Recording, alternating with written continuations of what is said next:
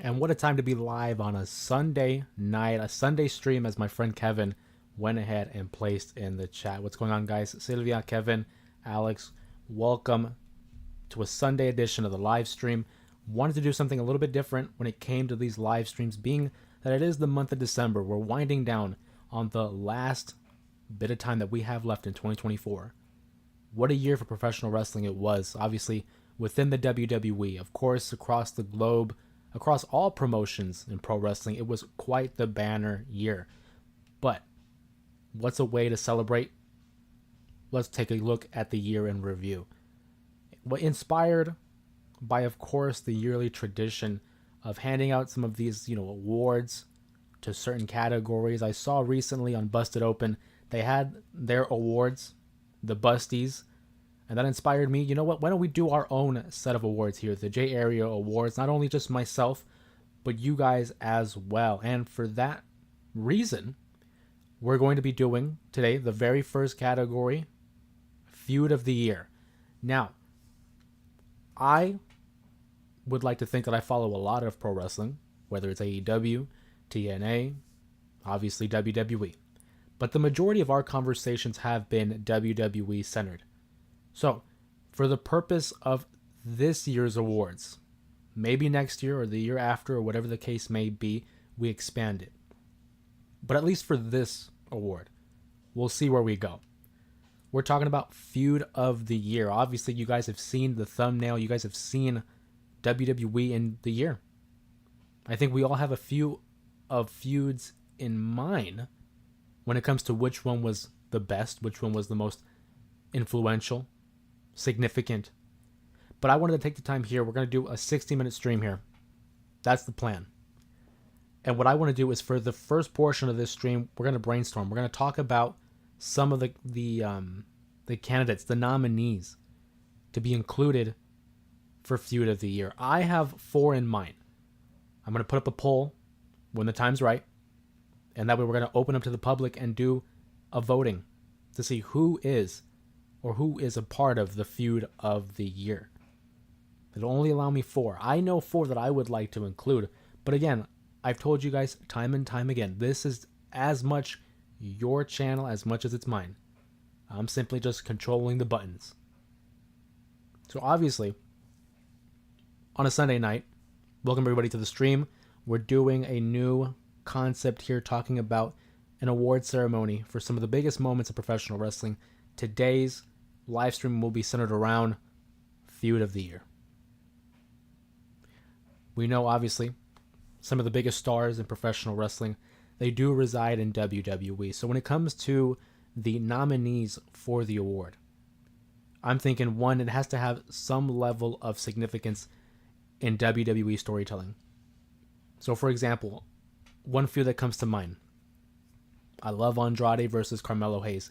They had a 7-match series that you could put up against any matchup that happened this year. But I can't put it on my personal list because I want to have the biggest feuds. The criteria to be Feud of the Year: you have to have great ring work. You have to have great storytelling.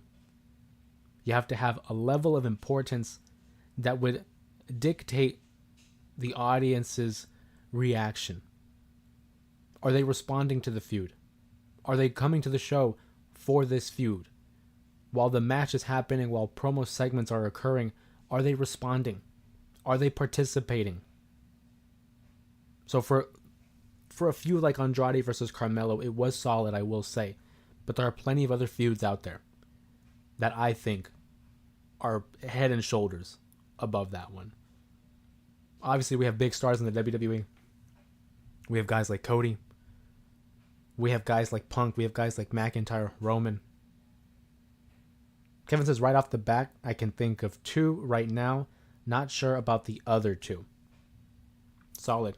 Start throwing out some ideas, and we'll just start to talk about it. We're gonna tear them down, piece by piece, and we're gonna share our opinions on it. I see one already suggestion. Laura says, Punk versus McIntyre.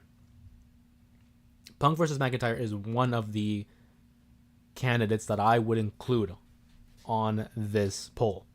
And like I said, for the time being, we're going to be brainstorming. We're going to be talking about some ideas as to who we would like to include for Feud of the Year.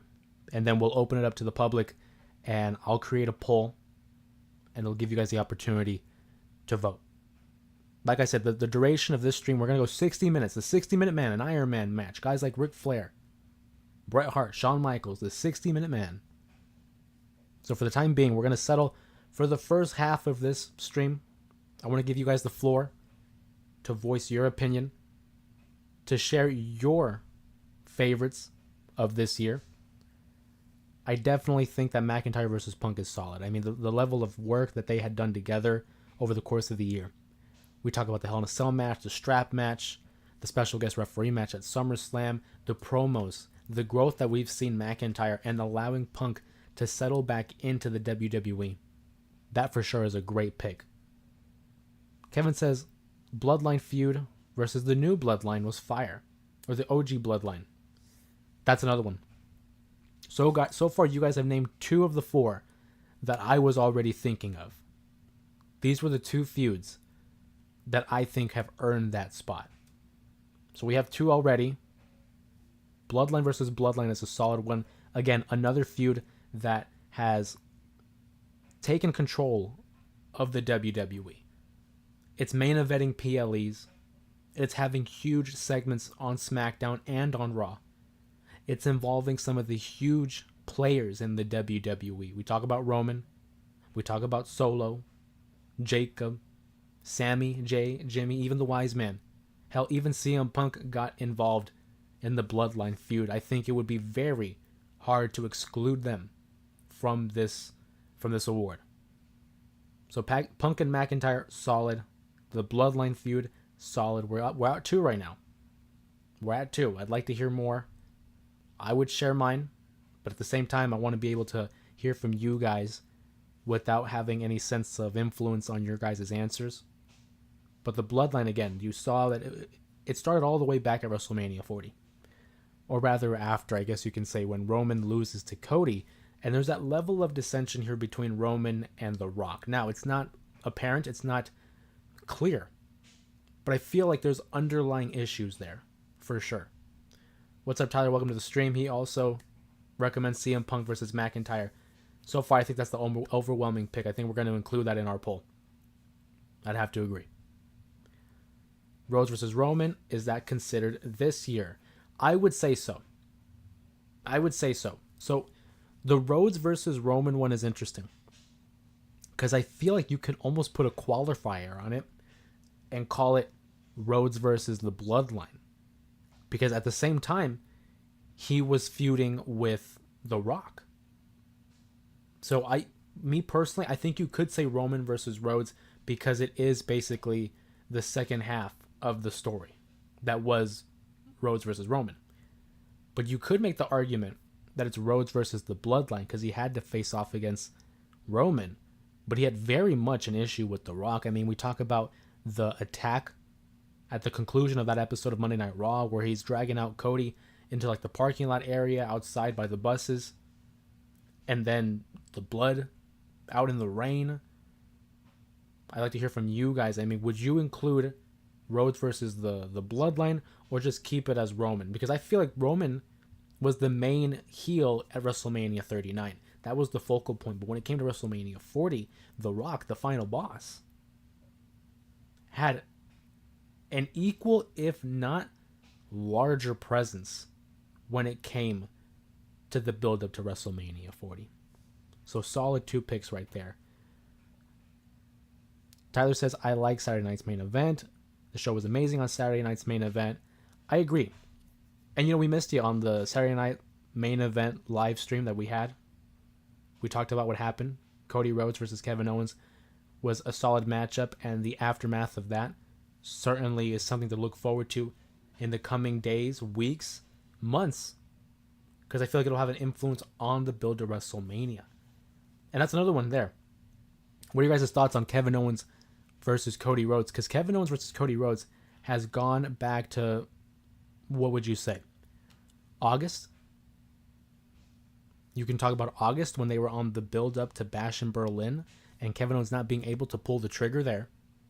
And then it's evolved as he has attacked Randy Orton. He's full-fledged heel, attacking Cody Rhodes. Had a couple of great matches between them. I think that could be in consideration for Feud of the Year. I don't know if you would want to include that.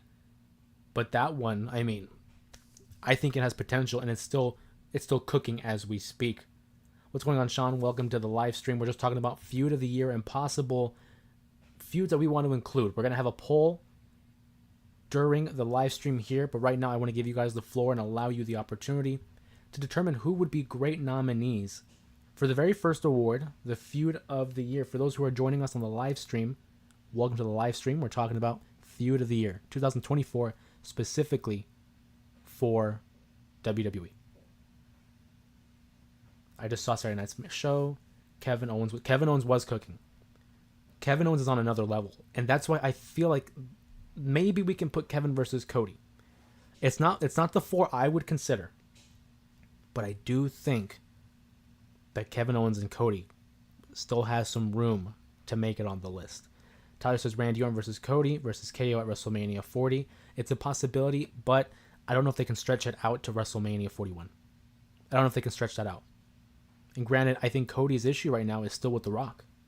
I feel like Cody's going to face The Rock at Mania. If he doesn't face The Rock, then the triple threat match is a possibility. Sean says, do you think Cody Rhodes turns heel? I don't think he turns heel soon. If you ask me, I think Cody Rhodes is very much in that Cena position where he is the top babyface. He's making money for them. He's great business. Why would you turn him heel? Now, the only difference between now and the John Cena era is that we have an abundance of baby faces that we can actually take advantage of a Cody heel turn. You can push a guy like Sammy. You can push a guy like Jey Uso. We still have CM Punk. There's Seth Rollins. Hey, what about, Roman Reigns as a baby face? We didn't have that back with John Cena, where he was the clear guy. He was a clear moneymaker. If we lost John, they lost a lot of revenue. So, do I think they turn him heel? Yes, but I don't think anytime soon. Not at least for a few years.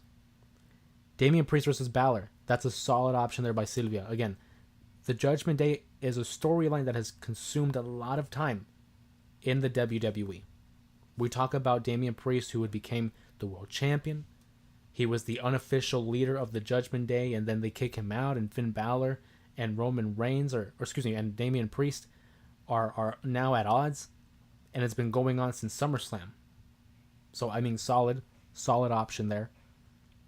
And again, another story that's still going. So it still has room to grow and gain more momentum. So Balor versus Priest, another option. Braun Strowman versus Bronson Reed. I mean, again,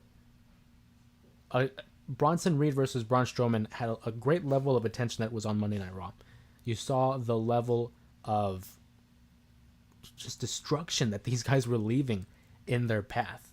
Whether it was the parking lot, whether it was the last monster standing matchup.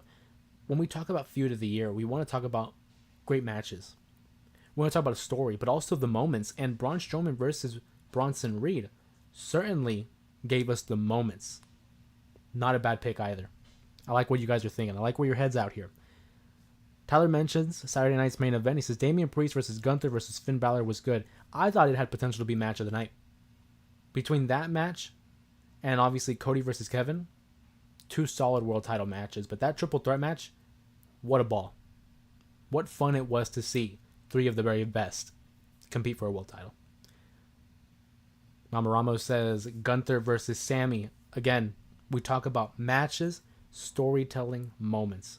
And what I love about the Gunther and Sammy story is that we have 2 different versions of it. Because they had the Intercontinental Championship match at WrestleMania 40, and then they move on, and we're talking about the World Championship. And Sammy now has that level of a mental edge over Gunther because he had already defeated him at WrestleMania. So Gunther, in a way, pushes Sammy, making him improve, making him find it within to get the win. And then eventually, Sami Zayn has to force Gunther to up his game as world champion, forcing him to improve, forcing him to get the victory. Love the pick. Kevin says, hold on, we got to give the women's division some love. Rhea and Liv Morgan. Tyler agrees. Liv Morgan and Rhea Ripley. That was another one. That was the third one for me, or the fourth one, because we went through the other three. Liv Morgan, Rhea Ripley, I thought definitely has some credence to being a nominee for Feud of the Year. I mean, again, the matches, the moments. I know for some people, I will speak personally, it's now at the point where we're dangerously coming close, if not already at the point where some people just want it to end. Because it's been going on for so long. We saw the standoff at the end of Saturday night's main event. We know it's going to be Rhea versus Liv again for the championship. I'm thinking it's going to be on the first episode of Netflix's Raw. What happens at that show will determine where we go from here. But again, it's been great work for Liv Morgan, who has had a career year in ring and character-wise. I definitely think Liv Morgan and Rhea deserve their flowers for their story this year. Sheamus versus Pete Dunne, but not Butch. Sheamus versus Pete Dunne is a feud that went under the radar. They were like not necessarily huge stars when it comes to the main roster, because they weren't on PLEs. They were on Raw. And it was cool to have it as a feud for Sheamus to kind of get back into form. Pete Dunne versus Sheamus had solid matches, but it didn't have the level of importance. Not to say that, to demean them and their work rate, but it definitely needed a little bit of an ante. Sheamus versus Pete Dunne, I think, is an underrated pick. I would put it in the same category as like an Andrade versus Carmelo Hayes. They had great matches on TV, but they lacked opportunities on a premium live event. But a big shout out to Sheamus and Pete Dunne for their work. Tyler suggests you should do an NXT Feud of the Year. NXT Fraud of the Year, or did we mean Feud of the Year? Because it says I'm gonna assume Feud, but I would love to. We could do some NXT as well. NXT on Tuesday, maybe. Little sneak peek, maybe. Add Gunther versus Sammy 2. We talked about that. Absolutely. It's a great pick. WWE Raw is going to be fire on Netflix. I hope so, because all the hype and anticipation, it has to live up to it. It has to. Especially because that first episode is apparently going to be loaded. I mean, we're talking Roman. We're talking, The Rock and John Cena. Rumored to be there. And why wouldn't they be? It's the first episode of Raw on Netflix. You want to make sure you show up and show out for all these new viewers, because we're going to get a lot of viewers.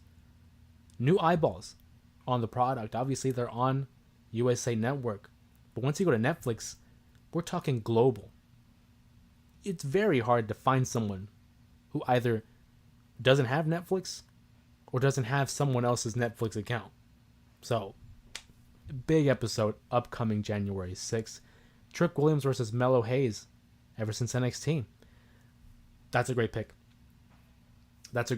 And come to think about it, yeah, that feud did happen this year. Now, it was early on in the year, and Carmelo Hayes is now a member of the main roster, so it kind of gets lost in the memory.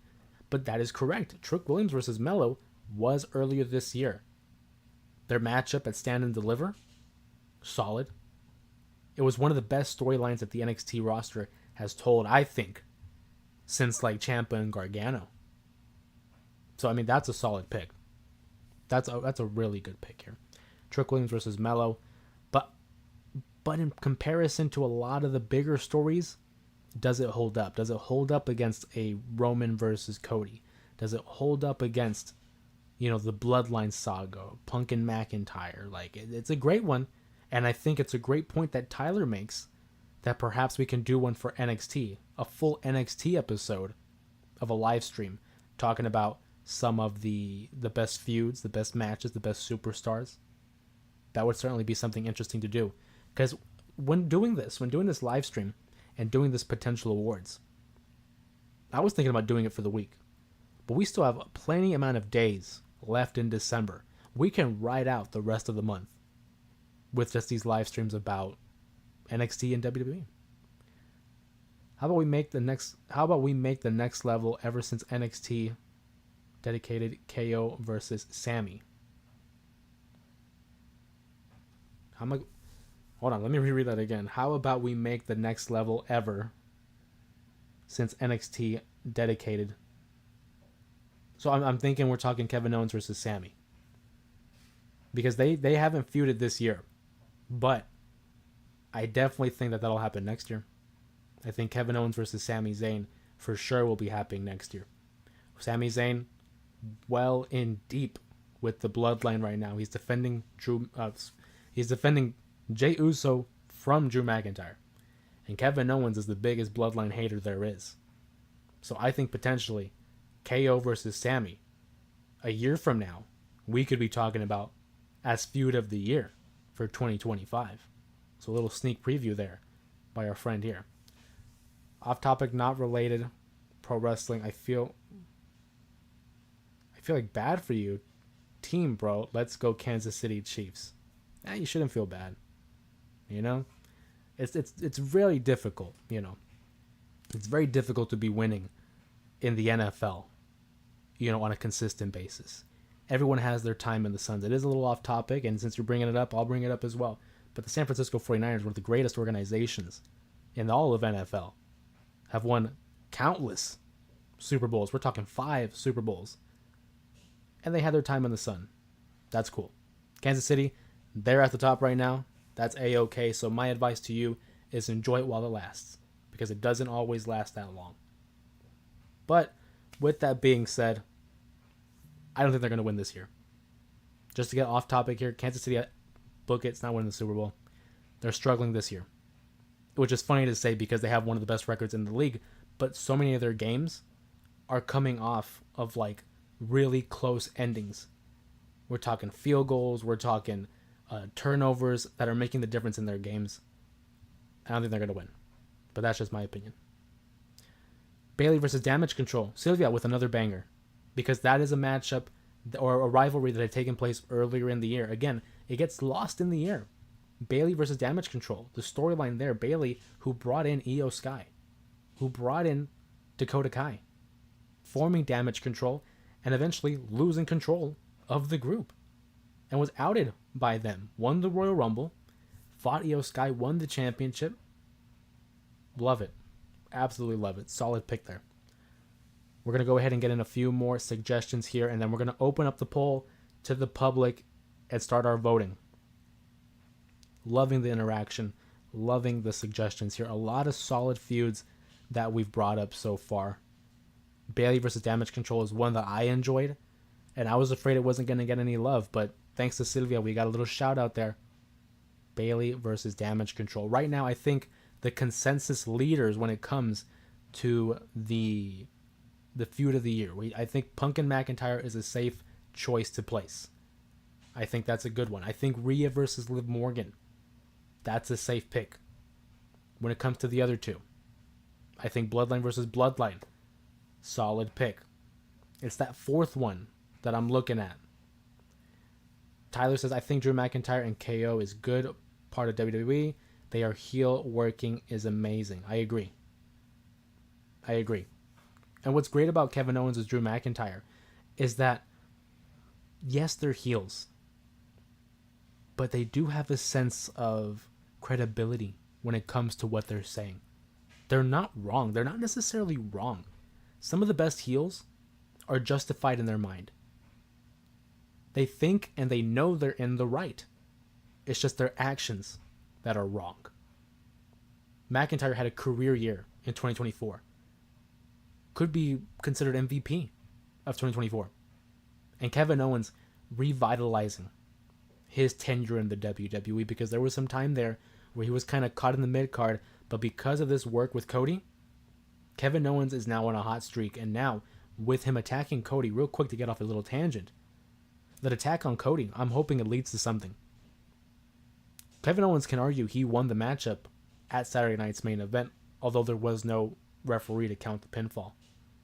So in Kevin Owens' mind, he's the champion. He won the matchup, again, in his mind. We saw after Saturday night's main event, he left the arena with the Winged Eagle title, the WWE Championship. What I would like to see is have Kevin Owens parade around with the Winged Eagle title, saying he's the real champion. I pinned Cody Rhodes right in the middle of the ring. 1, 2, 3. You heard the crowd. No doubt about it. I pinned him. I should be the champion. I am the champion. And this is proof that says it as he holds the beautiful Winged Eagle title that sits over here above my shoulder. And it culminates in a return for Cody Rhodes, and we have a great matchup between Cody and Kevin, because you know the feud's not over. They're going to have the rubber match. They're going to have one more match, and maybe it's a ladder match. Having the real WWE Championship against the Winged Eagle Championship, winner take all. Obviously, I think Cody wins. But it would be cool to see them stick with the Winged Eagle title. I doubt it. But I would love to see Kevin parade around with that championship and proclaim himself as the real WWE champion. We've seen it time and time again. It's happened in '94 with Razor Ramon and Shawn Michaels for the Intercontinental Championship. One of the great rivalries that resulted in one of the great matches in WrestleMania history. So I very much would love to see Kevin Owens have some sort of interaction with the title. Again, parading it around. And we saw how he was with Triple H. So definitely some potential there leading into 2025.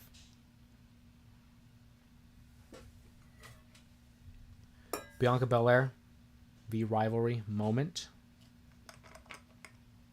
Pretty soon here we're going to be placing up the poll, opening it out to you guys for your votes and to hear your guys' opinions and your thoughts on what is feud of the year. Loving the pick so far. A lot of solid options to choose from. A lot of great moments and matches to look back on in the year 2024.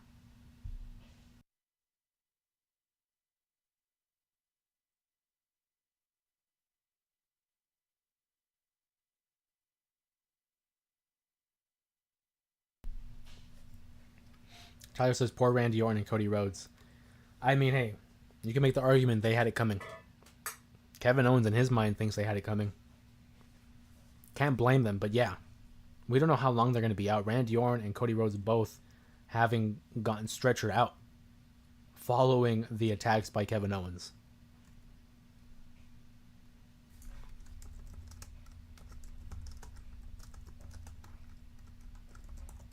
But what the question really is, when will they return? Because you would think that Randy Orton's going to return before Cody.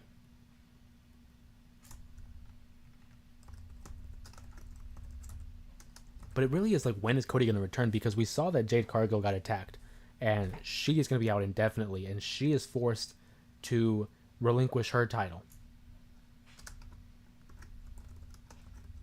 Are they going to do the same with Cody? I don't think so.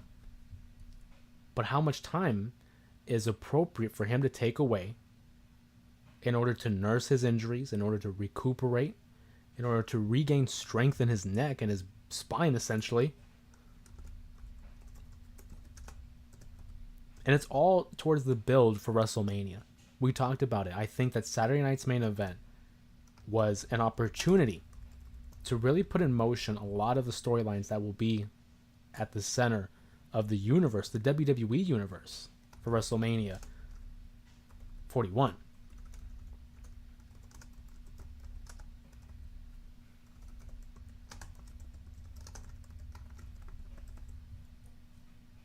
Also, shout out to Kevin. I watched Tommy Ball. I saw it earlier today. I never heard that story about Tommy Dreamer and what he would put himself through for the amusement of the locker room. I knew there was stories of him doing things just to get a pop out of the boys, but to know that he was willing to put himself in harm's way, allowing them to, attack him in that manner with the ball, and having guys like Jack Swagger being thrown out of the game because he wasn't following the rules of Tommy Ball, that's crazy. But I did watch it.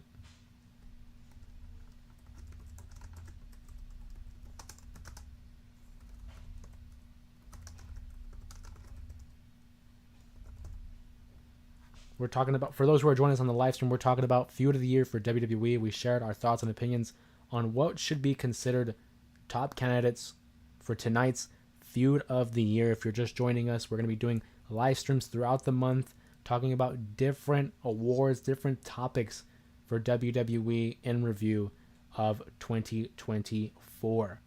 And in just a moment, we're about to throw up the poll, opening up to you guys to vote, make your voices heard on which of these you think is worthy of Feud of the Year. Kevin throws out a late suggestion here. Talks about AJ versus Cody Rhodes was fire. I agree. That was a great one. And to see the match quality between a guy like Cody and AJ, a matchup that we never thought we would see because AJ had left New Japan, joined, and around the time that he came to WWE, we saw Cody Rhodes jump to the Indies. 3 stellar matches, one that included a I Quit match, Logan Paul versus LA Knight. Logan Paul versus LA Knight is an interesting choice because they only had the one match, but throughout the duration of the year, we saw them have interactions. We saw the promo battles. We saw LA Knight get as over as he could in the year 2024, becoming one of the hottest stars in the company. LA Knight doing a tremendous job of getting over with the crowd in an organic and a natural way. And then we see Logan Paul, who I think is just a natural heel. I definitely think that he has taken to the WWE in such a way that it should be commended. You may not like the guy, you may not like his tactics in real life or his online persona, but Logan Paul in the WWE works. Tyler asks, what is your favorite pile driver? Do you have thoughts on that pile driver? Should be banned from the WWE. In general, I think my favorite pile driver is the Tombstone pile driver just because of the legendary status that comes with it, even though it's not a traditional pile driver. But in terms of like the Kevin Owens ones, I just like the simple sit-down pile driver. You know, the one he had like on Randy. Something simple. I think certainly that was a solid one. Do you have thoughts on the pile driver should be banned? So I can see why they banned it. I definitely see why they banned it. Because we've seen people get paralyzed. I mean, look at Stone Cold. Look at Draws. Back in the late 90s. People get legitimately hurt from the pile driver. If not executed properly, you're risking someone's career. You're risking someone's livelihood. You're risking someone's life. So for the time that we saw that the move itself was banned, it made sense. I understand why they would want to ban it. But being that we're in a day and age of professional wrestling where it's kind of hard to be original and stand out in comparison to others, you look at a company like AEW who is spamming maneuvers like Spanish flies and Canadian destroyers, and they throw everything against the wall and don't give you an opportunity to kind of breathe because they're doing all these maneuvers. I think it's kind of refreshing that the WWE goes in an old school approach and says, yeah, remember the pile driver that everybody did back in like the 80s and 90s? We're going to bring that back and we're going to demonstrate why it is such a devastating maneuver and why it has not been seen for quite some time. So I like the story that they're telling here when it comes to Kevin Owens and the pile driver for sure. Tyler says, I'm nervous about neck from that move. It is a very daunting maneuver, not only to take, but just to watch, because the room for error is like astronomically small. One bad move or just the wrong amount of inches away from the mat, like I said, could have ramifications that could straight up could kill someone, that could paralyze someone. So it is a very daunting move to watch as a fan. When he had hit the pile driver on Randy Orton, I was caught, by surprise, because I was like, whoa, we haven't seen that in like so long. And then the way they sold it, obviously having watched WWE for so long, you can tell when like something was or was not supposed to happen. So the way they shot it, Randy Orton getting on the stretcher and the way the commentator spoke and then heading back to the ambulance, you can tell, okay, it's going according to plan. But for a split second there, I'm thinking, whoa, like, hey, there's a chance. A guy like Randy Orton could have legitimately gotten hurt here. If you're just joining us here on the live stream, we have a poll up. We're talking about what is WWE's feud of the year as a part of our J Area Awards. We have the poll up here. Cody Rhodes versus Roman Reigns, which dominated the last 2 years, really. WrestleMania 39 and WrestleMania 40, culminating in what I think is one of the best main events in WrestleMania history. Cody Rhodes, of course, finishing his story. The Bloodline versus the OG Bloodline has a late entry. We saw SummerSlam, the return of Roman Reigns, really set in motion for the current status of the WWE right now. We've seen Solo Sikoa and his Bloodline take control of SmackDown, having guys like Tama Tonga, Tonga Loa, Jacob Fatu, and most recently Bronson Reed help him maintain the position of the Tribal Chief. Having matches in a six-man tag, having matches at Bad Blood between Roman and Cody, who are candidates, nominees for this poll. And obviously we have the War Games matchup. And also we have CM Punk versus Drew McIntyre, another solid rivalry here that had 3 matches, but it wasn't just 3 matches. It ran the course of the year, really. I mean, at the Royal Rumble, we saw CM Punk get hurt. We saw WrestleMania, him cost Drew McIntyre the world title. We saw him cost him again at Clash at the Castle. And then, of course, Money in the Bank. We saw SummerSlam, Bash in Berlin, Bad Blood.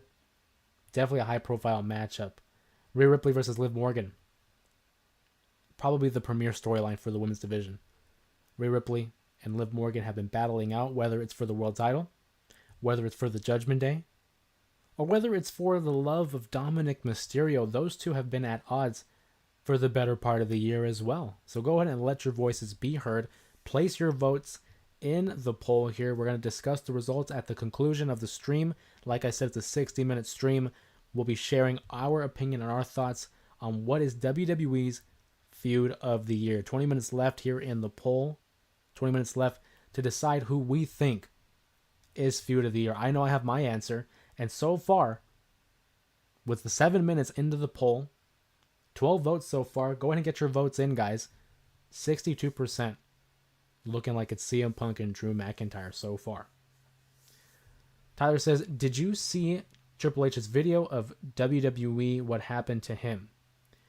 Is this in reference to the aftermath of Saturday night's main event where Kevin Owens, again, attacks Cody Rhodes, gets the pile driver, takes the title, and on his way back is confronted by Triple H, the chief content officer of the WWE?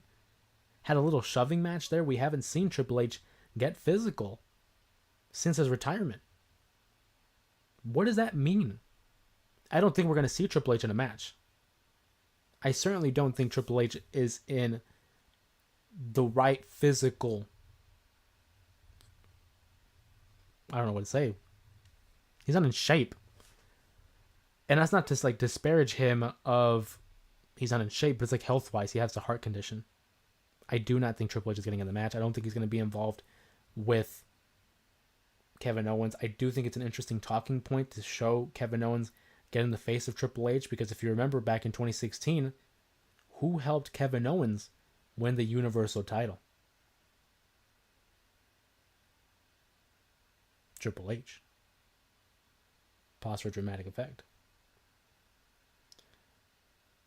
Salvi says, what do you think are the tag team feud of the year? Tag team feud of the year. Now here's the thing though.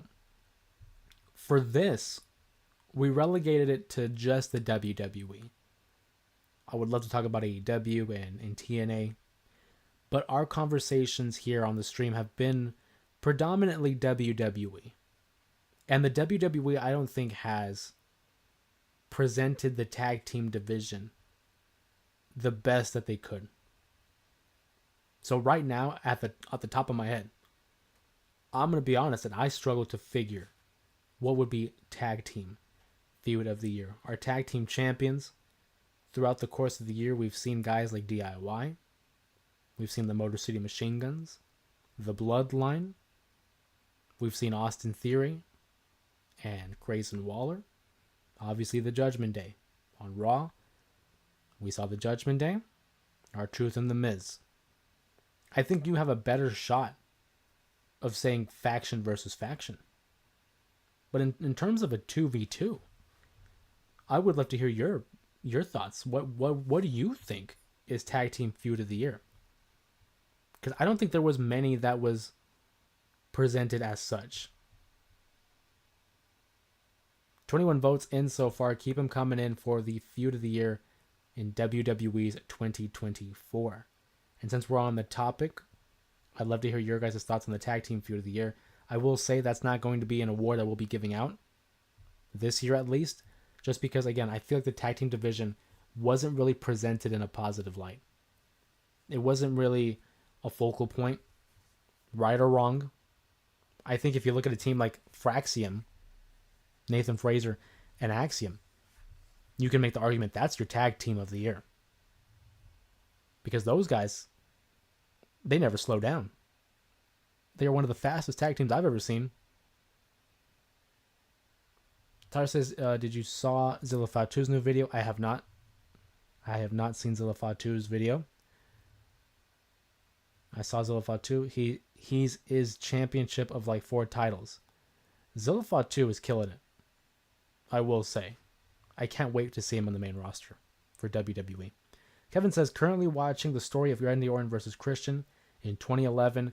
WWE has been cooking with these documentaries. They really have. I don't know if it's on WWE The Vault, their YouTube channel, but that's like a gold mine. They have like so many great past matches or like the story ofs. I definitely think that Christian versus Randy Orton is an underrated feud in 2011 because we got to see the evolution of Christian, who was finally promoted to the main roster, won a world championship, even though it was for a couple of days. Saw him turn heel. And they had great matches. Money in the Bank, Capital Punishment, Over the Limit, SummerSlam to top it off. I agree, unfortunately, no great feuds for WWE tag teams. It's a shame. It's really a shame. Because for me, I love tag team wrestling. I grew up a big fan of like the Hardy Boys, the Dudleys, Edge and Christian. And there was just so many great tag teams, so much parity, so much variety when it came to the tag teams. And nowadays, yeah, we still have tag teams. We have solid tag teams. But there's no great feuds. We have great matches. We have great tag teams, but we don't have great feuds. Not like back then. So hopefully that's something that changes with Raw and SmackDown, reportedly going back to 3 hours in 2025. We can see some more TV time for the tag team division. That and for the women's tag team division, because the tag team titles haven't been it. I know Jade and Bianca have been the champions for the majority of the year, and they've been doing great. But it's like, for the most part, it's like, it's not a hot topic. And it should be. Every title should mean something.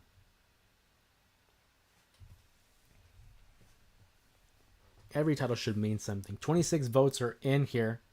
We now have a vote casted for every category, every nominee, I should say. But we still have an overwhelmingly favorite to win feud of the year with a little over or a little under 20 minutes left here in the poll. 26 votes. Keep them coming, guys.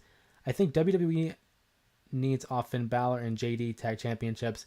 I agree. I agree with Tyler. I'm a fan of Finn. I'm a fan of JD, but the tag team titles got to move. And I think we're going to see that. They're going to be defending the titles against the War Raiders on Monday Night Raw. And I think this is where we pull the trigger. I think this is when the Judgment Day loses the tag titles. I think the War Raiders win. They have momentum. They just recently returned to Monday Night Raw. Give them a run with the tag titles, and hopefully we can improve the status of the division. So I could not agree more with Tyler here. Move the titles off of them. The Judgment Day doesn't need it. The storyline doesn't need it. They've had their turn. They've had their time. Let's give it to someone else. Let's give it to a real tag team, the War Raiders, and see what they can do. Because I would love to see the War Raiders versus the Creed Brothers for the tag titles. That'd be solid. That would be a solid matchup I would love to see. But move the titles off of JD and Finn. Let Finn focus on the world title scene. Have JD make a run at the IC title, maybe. But I think it's time. So I'd have to agree here with my boy Tyler. Go ahead and keep the votes coming in, guys. We want to see let your voices be heard. What are some of your favorite feuds in the WWE this year? If you enjoyed Cody versus Roman, give them a vote. The Bloodline storyline, give them a vote. Rhea Ripley and Liv Morgan, the biggest women's feud of 2024, give them your vote. Or CM Punk versus Drew McIntyre. What's going on, Big Neff Network? Welcome to the live stream. Andrade versus Melo is a solid pick. We talked about them. I think Andrade versus Carmelo Hayes had some of the best TV matches, especially on SmackDown for their 7-game series. You know, even though Game 7 didn't end all that well, I wasn't a fan of the ending there. But for me, the criteria of feud of the year, it comes down to how good were the matches, how important is the story, and how invested is the audience. So Andrade and Melo, although was in consideration, we did talk about them, I could not put them over any of the 4 that you see in the poll. Bloodline versus Bloodline in the poll. Make your vote. If that's what you believe, it's a good pick. I want to see what happened to new U.S. Women's Championship, like storyline and storytelling. You know, I'm glad you brought that up, Tyler, because I, for one, am super happy for Chelsea Green winning the U.S. Championship. She's done great character work, a solid wrestler in her own right, but is just recognized for her comedic chops. So to give her the U.S. title here, and as the inaugural champion, I can't wait to see what she does. But I'm a big fan of her work, and I'm happy she won the U.S. title. Who will she be fighting with? I think for sure we're going to see matches against the likes of Michin, Mia Yim. I think Bayley is certainly going to be down the road. But what's the possibility of her versus Piper Niven? Because those two have been inseparable for quite some time.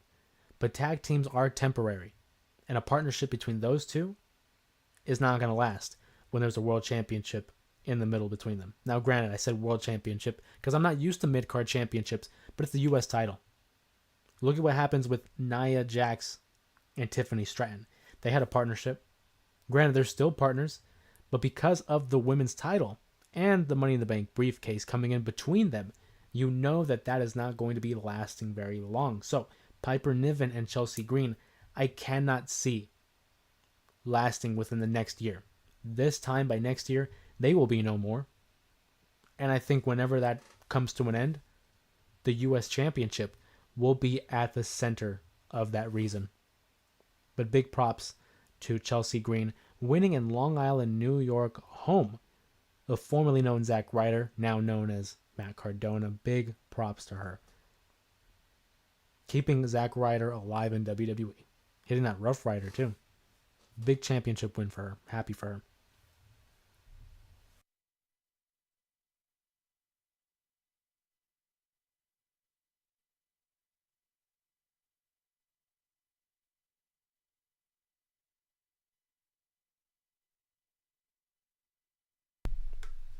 Lost focus there for a moment.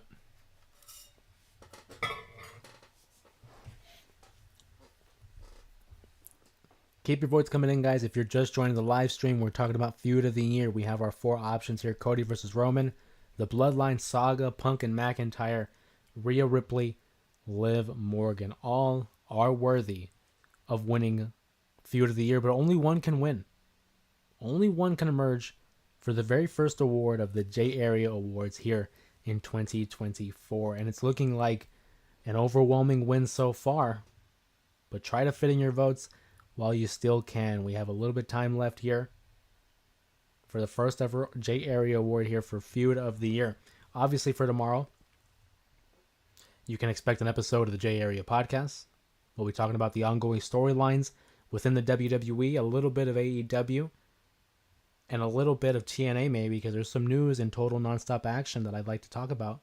And we'll do that on the J Area Wrestling Podcast tomorrow. Also, we'll have a live stream following Monday Night Raw, seeing what happens there, sharing our thoughts, sharing our feelings. So definitely we'll do.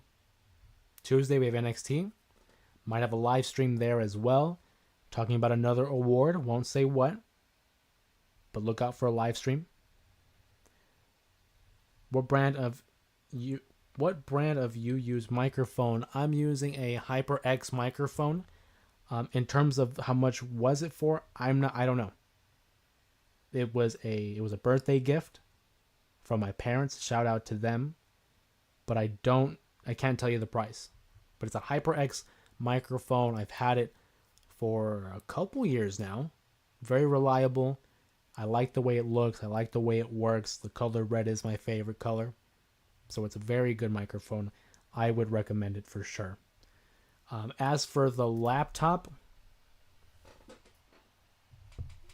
I honestly, the brand itself is like Yoga.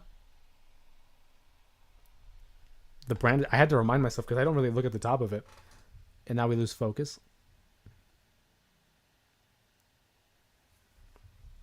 But it's been very good.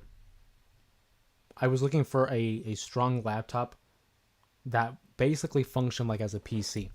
So I went to Best Buy. You can pick up any decent laptop like at Best Buy, which is what I did.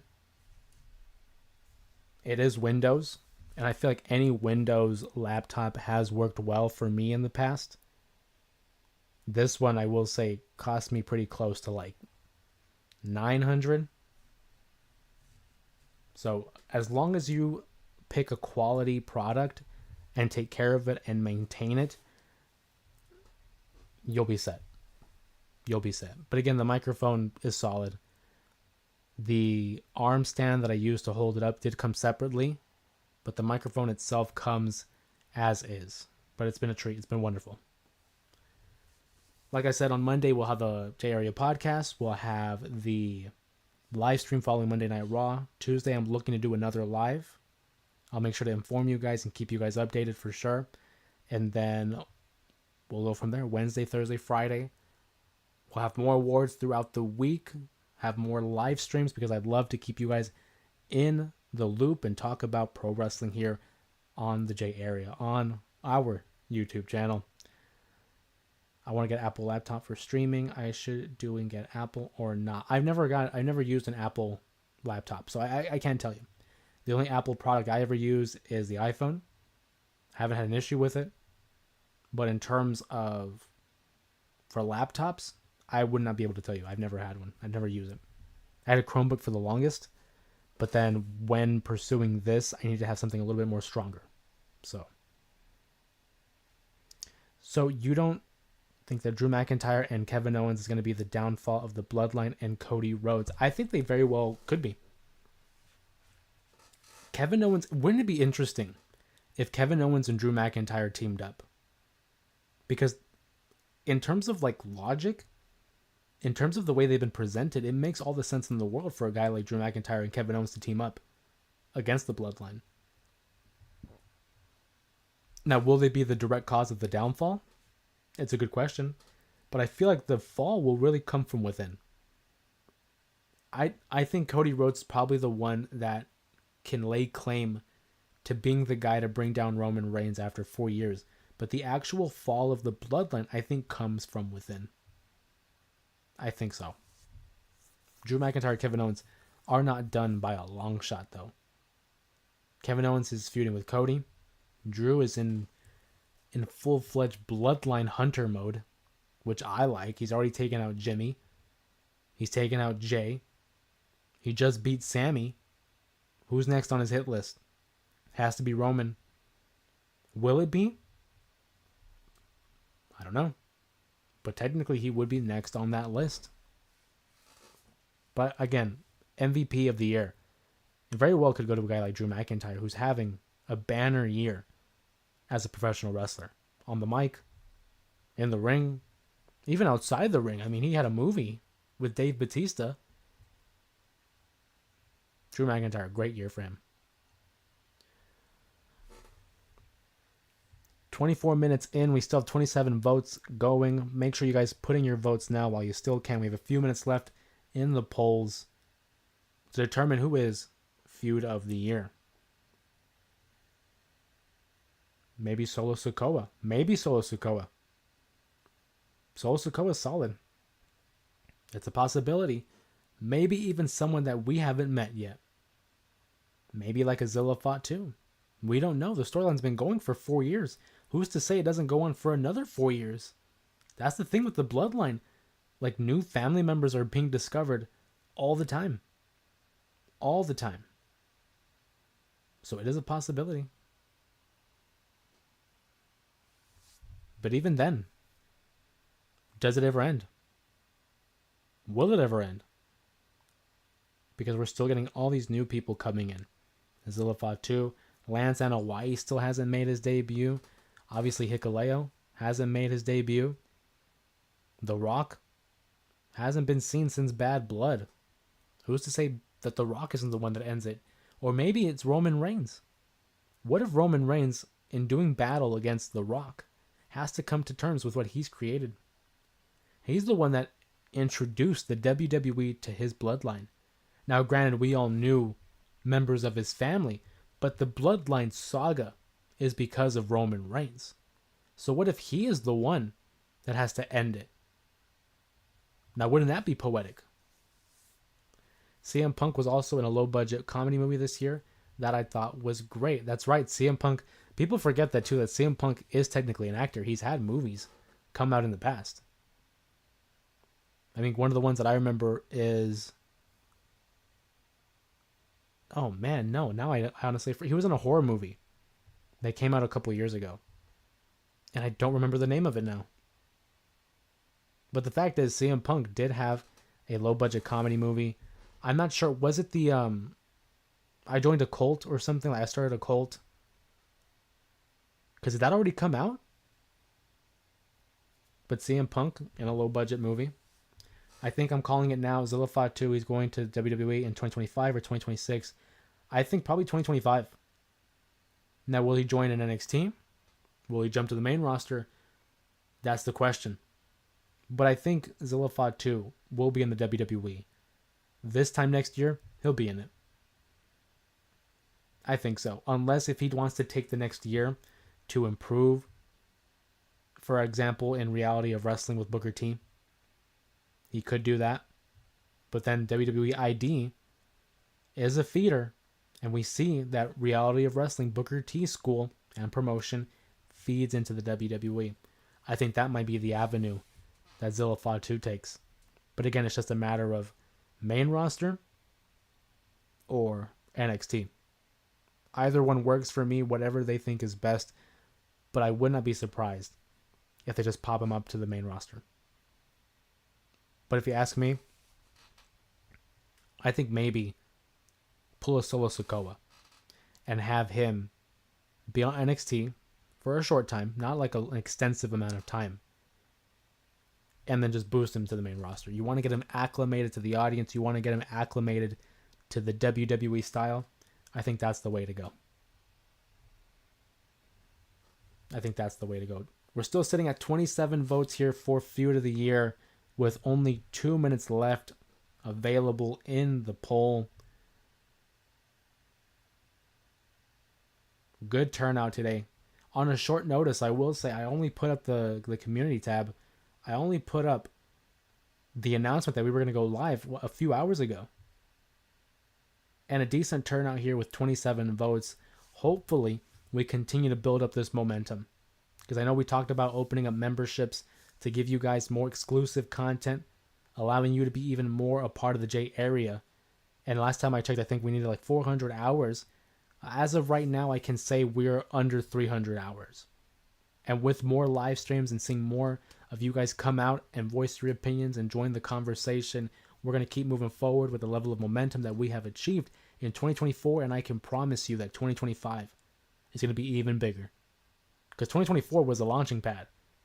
It was the foundation that we build upon. But in 2025, I can already tell we're going to have a huge year. And that's all thanks to you guys. This right here, it's not just me. This is all of us. Because I just have a camera and a microphone, but you guys are helping dictate what we talk about. You guys are helping determine exactly what the J area is all about.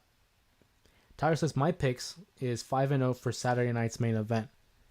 So for Saturday night's main event, I had said that Cody would win, especially because they had rumored the title. I thought Gunther was going to win, so that's 2.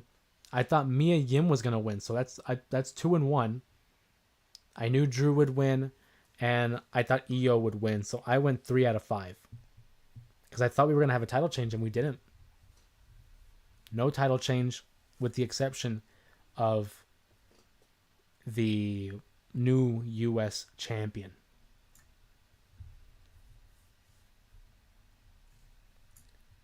So, after 30 minutes, we have the results. The final tally for Feud of the Year. In 4th place, we have Rhea Ripley versus Liv Morgan, 11% of the votes. In 3rd place, rather 2nd place, a tie with 14% of the votes. Bloodline versus the OG Bloodline, tied with Cody Rhodes and Roman Reigns, both at 14%. And your winner, your guys' voice, you guys decided, Feud of the Year, CM Punk, Drew McIntyre, 59% of the votes. It's what I would have voted for. I think CM Punk versus Drew McIntyre definitely warranted Feud of the Year. It was able to maintain a level of heat that didn't even need a match. They fought at the Royal Rumble in 2024. Punk gets injured. From then, the end of January, they did not have a matchup until August. 7 months later. And between those 7 months, we had moments, because I talked about it. It's all about star power, Punk and McIntyre. It's talking about matches. We'll get to them. Moments filled with moments and investment. The fans were invested. I was invested. I'm hoping all you guys were just as invested as I was. But we go from the Royal Rumble. Punk is injured. So Drew has to pivot. He's now the world champion, the number 1 contender. He wins the world championship at WrestleMania. And he finally wins the championship in front of an audience. But CM Punk is there at commentary. And Drew's trying to gloat. And Punk ruins the parade for Drew McIntyre, opening the window for Damian Priest to cash in, taking away the world championship from Drew McIntyre. From then on, he has another opportunity to become number 1 contender the night after. And Punk costs him again. Fast forward, he gets a championship opportunity at Clash at the Castle. The referee's down. Drew McIntyre's about to win the championship. A new referee slides in, and who is it? It's CM Punk, who refuses to count to 3. He can't catch a break. But wait. He attacks Punk because Punk screwed McIntyre in his home country of Scotland. So Drew, when they go to Chicago, beats the holy hell out of CM Punk, leaves him a bloody, beaten down mess. When Punk says it's clobbering time, he did not think it was going to be about him getting clobbered.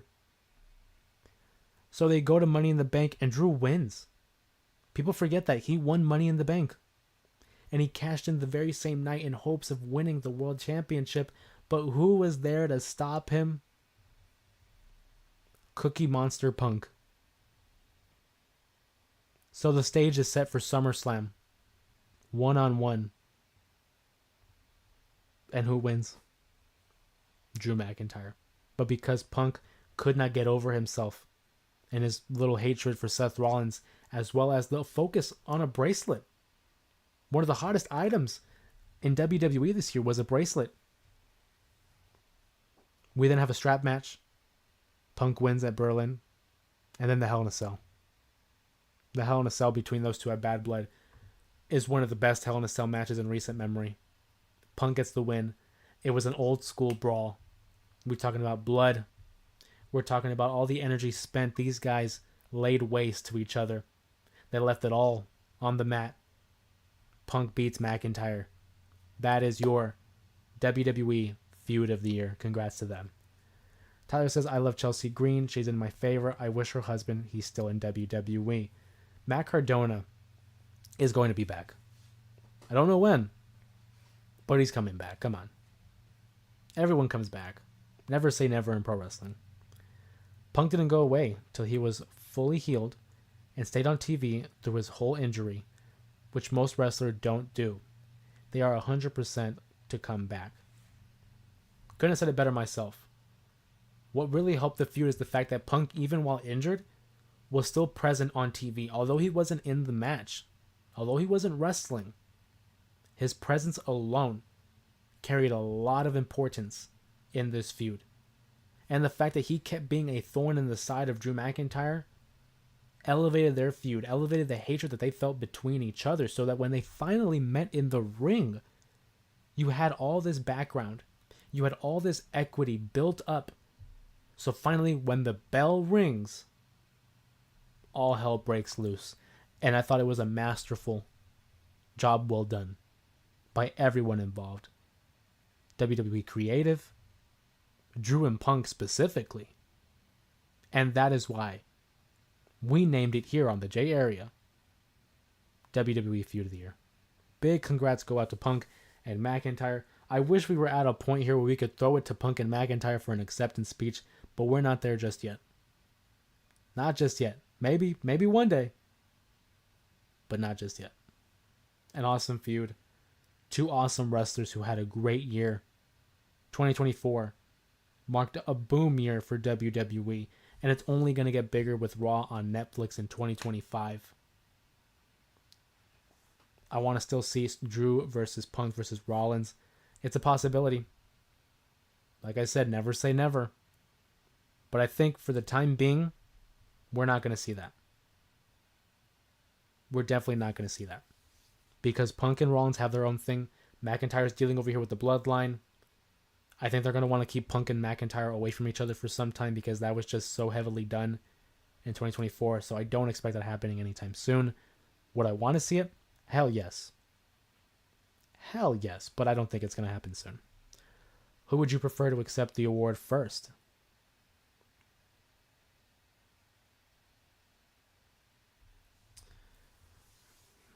That's a really good question. Because you know whoever goes second is going to have the last word. And those guys can go. I think personally, I'd have McIntyre go first. Give him time to say whatever he wants. Especially because he was like the MVP of 2024, I think. And then you have Punk come out and interrupt him. Just again, to be a thorn in his side. And because I'm a Punk guy.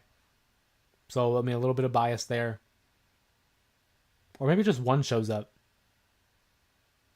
And have Drew McIntyre cut a shoot promo the way he did on Busted Open this past week. But if I had to pick, I'd probably have Punk. Not because he's one of my favorites, but because Drew got to accept their award on Busted Open. And Punk wasn't there to retort. So with us, have Punk do the same without the interruption of Drew McIntyre? Maybe. But as we bring tonight's stream to a close, we gave away our first award of the year of the J Area Awards. WWE Feud of the Year goes to CM Punk versus Drew McIntyre. I want to thank you guys for stopping by, joining us for the Feud of the Year.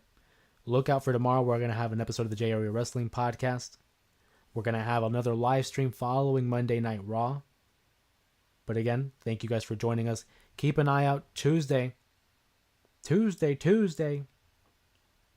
Look for another live stream in regards to another award. We'll be doing WWE Female Star of the Year, Women's Star of the Year. That'll be Tuesday.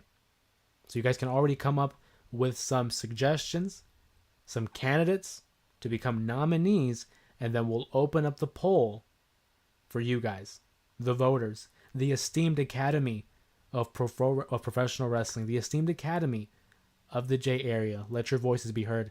This upcoming Tuesday, we'll have who was WWE Women's Star of the Year. With that being said, of course, my name's Jose Ramos Jr. Thank you guys for joining me on today's brief but overall fun live stream in regards to our first award. With that being said, I'll see you guys tomorrow for Monday Night Raw's post-show live stream. And of course, with that being said, be good people.